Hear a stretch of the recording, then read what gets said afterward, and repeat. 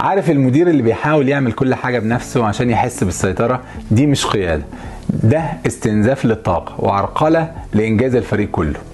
هنا بيجي دور حاجة اسمها delegation effect، اللي بيقول إن القائد الناجح هو اللي بيعرف يفوض المهام بتاعته للناس الصح، بيثق فيهم بدل ما يحاول يتحكم في كل تفصيلة صغيرة في الشغل.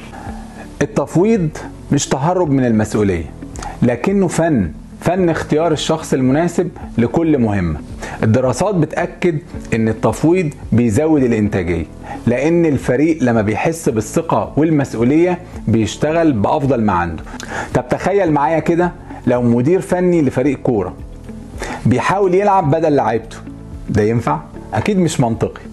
بس دوره الحقيقي هو انه يدرب الفريق، يختار التشكيل المناسب، يوجه، يدعم، مش انه ينزل يلعب بنفسه.